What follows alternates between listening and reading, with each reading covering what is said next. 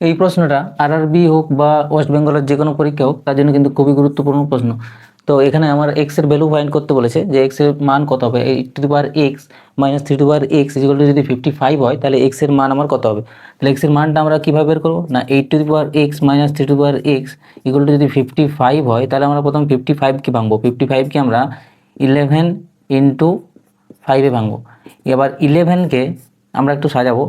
তো 8 + 3 ইন্টু 8 - 3 করবো। তাহলে 8 + 3 মানে 11 আর 8 - 3 মানে 5।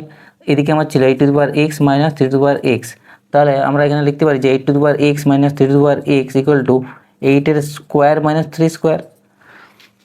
এখন আমরা বোথ সাইড যদি কম্পেয়ার করি তাহলে দেখতে পাচ্ছি এদের বেসগুলো সেম। তার মানে আমরা কি করতে পারবো যে এইটার সাথে এইটা আমার ইকুয়াল হবে আর এইটার সাথে এই ভ্যালুটা আমার ইকুয়াল হবে। তার মানে 8 ইকুয়াল টু 8 এর স্কোয়ার। আমরা যে কোনো একটা সমান করে আমরা মান বের করতে পারবো, যে কোনো ক্ষেত্রে কিন্তু এক্স এর মান একই আসবে।